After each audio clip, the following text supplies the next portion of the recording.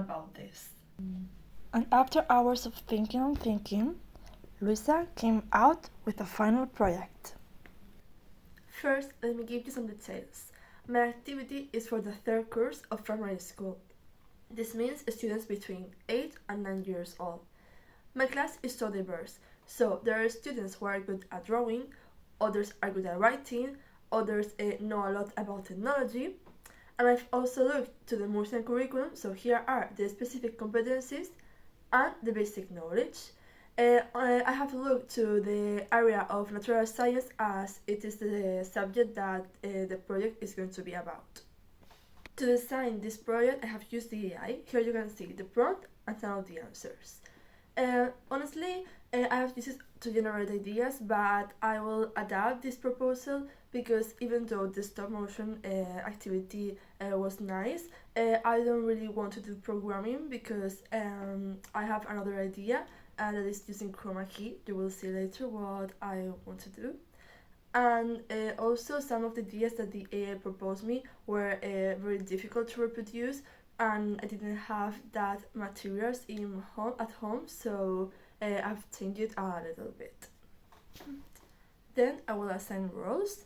There will be a facilitator, a translator, an analyst, a recorder, which is the one who takes notes of what they are doing every day, a tech specialist who is in charge of the technology that they are going to use, and then finally at the end of the project everyone will be a star. Okay, so my activity is going to be about healthy eating habits. So to start with this topic, I will do a little introduction and I will ask my students questions to know their previous knowledge, such as what is for them a healthy diet, or if they consider that they have one. So for the first activity, students are going to create a comic showing a problem related with eating habits. They're going to use the app Pixton, where they can customize their characters however they want. They can change their face expressions, their clothes. They can add speed bubbles. Here you have an example of how you can do it. And the final product will look like this.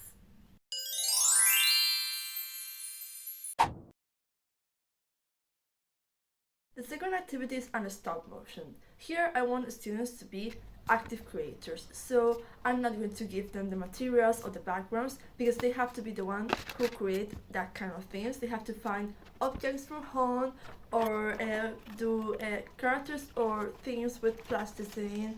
They can also draw, paint, cut things.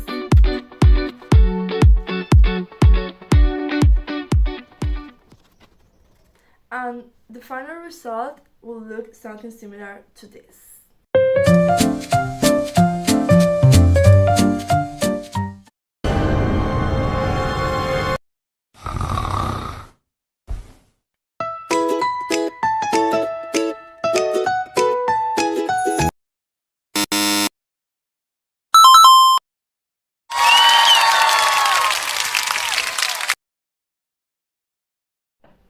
For the chroma key activity, the students are going to create a campaign to raise awareness about healthy eating problems using chroma key. They will transform themselves into different characters. For example, they can be presenters, nutritionists, doctors, or just communicators or influencers, wherever they want. The objective of this activity is for students to understand the importance of healthy eating and being able to persuade others and give information to others about this topic. Hi everyone, today we are here in the school canteen to talk about eating habits. Did you know that what we eat affects our mood, concentration, or even our sleep? Today I'm going to share with you 6 tips to develop healthy eating habits. Let's go. Tip number 1. Eat more fruits and vegetables. Yes, it seems so obvious, but many people still don't do it. Fruits and vegetables gives you the energy and the vitamins that you need to develop healthy habits. Tip number 2. Drink enough water. And I'm not talking about Fanta or Coca-Cola, I'm talking about water. Did you know that scientists recommend to drink between 1.5 and 2.5 liters of water per day. So, if you want to have your body hydrated, it is important that you need enough water. Tip number 3, avoid eating junk food. Yes, I know that you love burgers, especially McDonald's or Burger King, and pizza, but come on, you know that they are not healthy for you. So stop eating them. Tip number 4, don't forget about breakfast. Sometimes we're on a rush to go to school and we think that breakfast isn't important, but that is completely false. You should eat a very big breakfast, and I'm not talking about only one glass of milk. A very, very balanced breakfast with proteins, a glass of milk, you know, a complete one. Tip number 5, have a balanced diet. According to the food wheel, you should eat proteins, fruits, vegetables, dairy products, carbohydrates, and oils. And also, according to the healthy eating plate, here you have the recommendations that Harvard made to us. Tip number 6, stay active. It is important that if you eat healthy, you also do sports. Sports is very, very beneficial for us because it keeps us strong and with a lot of energy. At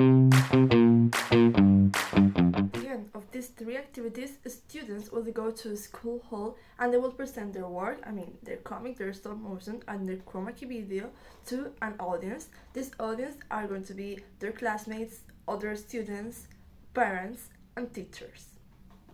Their classmates will note down during their presentation things that they like, things that they think that could be improved, and then after their presentations, I will give my students a questionnaire to reflect about their own learning. I have also thought about the added value of the different digital tools.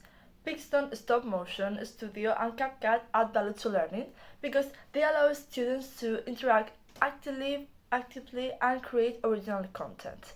According to the PIC-RAD framework, these tools promote interaction and creativity since the students design characters, edit videos, create stories, and make decisions during the process. They also show amplification and transformation because technology makes these activities easier, more attractive, and more dynamic than traditional methods, allowing students to edit, add effects, add sounds, and visuals in ways that will be difficult without digital tools. Then, for evaluating this activity, I have created this rubric. I have used the e-learning rubric to assess the different digital tools in terms of privacy, data protection, and rights. Overall, they work well in most aspects. However, as you can see here, CapCut may present some privacy concerns because users often need to create an account and share personal information, especially since it is connected to other platforms such as TikTok. Students may also upload photos or record their voices, which could put personal data at risk. So to avoid this, I will ask for parental permission before using the app and make sure that students don't share a lot of personal information online. I've also thought about some tensions and dilemmas that may occur during the development of this activity. For example, I think that maybe students can be more focusing doing a nice and a good looking final product, which is also important and we love it, rather than understanding the importance that healthy eating and a balanced diet has on their diet. However, the project addresses these dilemmas in several ways. For example, I have established very clear objectives, and in my evaluation rubric, there are some items such as the understanding of healthy eating and how they communicate that information. In order to inform to parents, here is the letter that I will send to them. And last but not least, the CAD framework has helped me to articulate the final design of my project.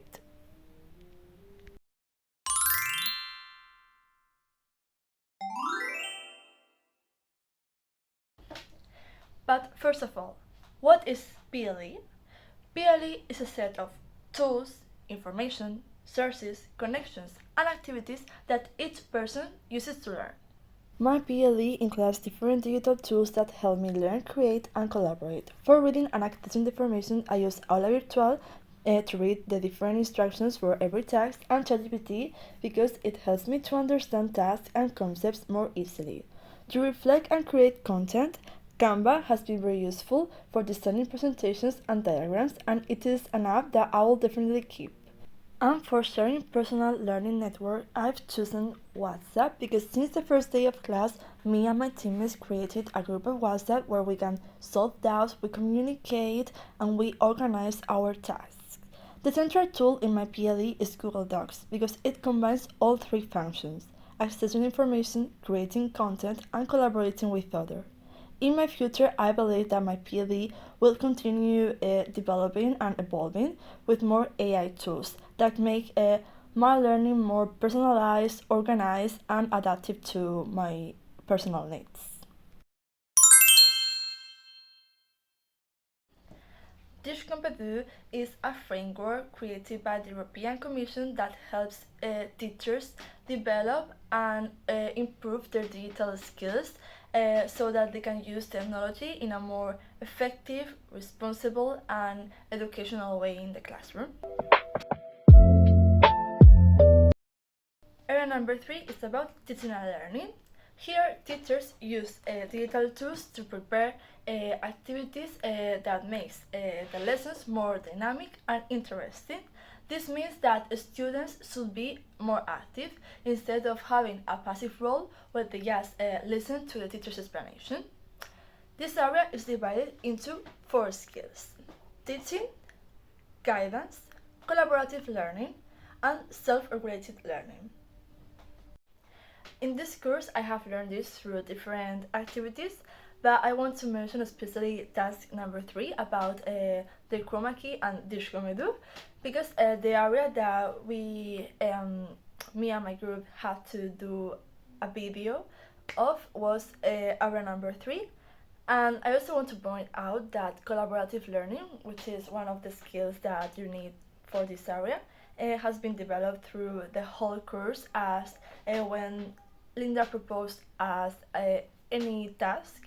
We all work together, generating ideas, solving doubts, and working together like a true team. Now let's focus on area number 6, which is assessment. This area focuses on tracking students' progress and providing them feedback to support their learning.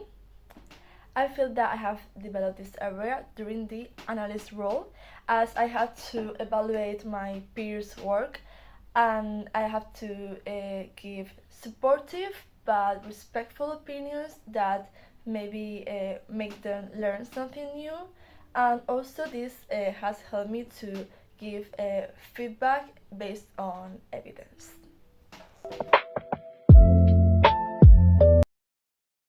I have also chosen area number 5, which is empowering learners, that focuses on using technology to support all students and adapt learning to their interests, their abilities, or their individual needs.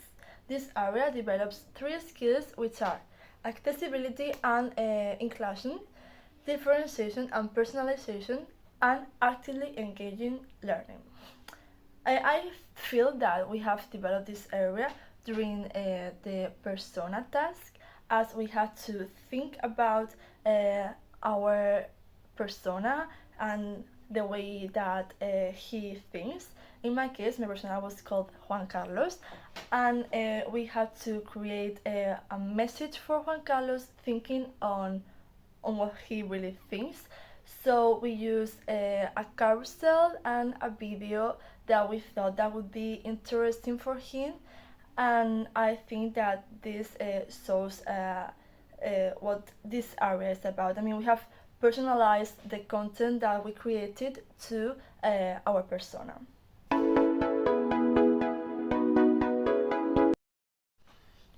During this course, I have earned a grade that reflects the effort and consistency that I put into the different tasks. I have spent a lot of time doing them, but I am very proud of the final results. And I think that throughout these different 12 tasks, I have developed creativity, teamwork, communication skills, and a more critical perspective about the use of technology and digital tools in education. Apart from that, I have also learned how to use the AI in a more responsible way, and also the importance of the tools that you select to use with your students. But what is most important for me is that I have learned how digital tools can make lessons more interesting and entertainment while students are being active and they are not just listening to my explanations, but they are thinking critically while they are doing something that they enjoy. For this course, we had 5 roles, but for me, the most difficult one by far was analyst because we had to introduce a prompt that our teacher gave us to interact with the AI. And sometimes the questions that the AI generated were quite challenging for me, and I really struggled with them. But after answering those questions, I had to create a reflection based on this conversation and my own thoughts, which required a very deep level of analysis that it is challenging.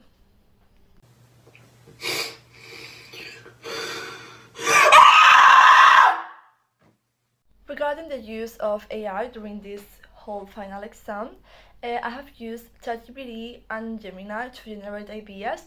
I have used both of them because I wanted to compare their answers and see which one I liked more.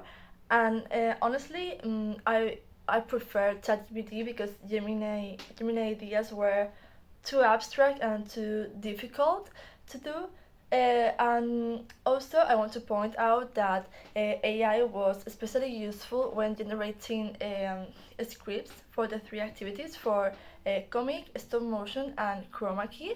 I adapted a little bit what it told me because some of the ideas that the AI gave me were complicated to replicate. But for example, in the stop motion activity, the AI helped me to choose um, how I could organize the different um, scenes. And also for the chroma key, I asked to ChatGPT to tell me a storyline that I could use and to tell me how I could edit the video. And even though the result is not exactly the same, I've been very inspired by these tools. However, I really want to point out that even though AI was a very powerful tool that helped me, the final decisions and the final touch of this project was mine, as I completed the task by myself with my own style and adapting the activities to the materials that I had at home, the objectives that I wanted to reach, and also to my own ideas because sometimes what AI told me was fantastic and very nice, but very difficult to replicate. So, to sum up, AI was a guide for me, but the final ideas and products are mine. And that's the end of my final exam. I hope you liked it and thank you for watching. Bye.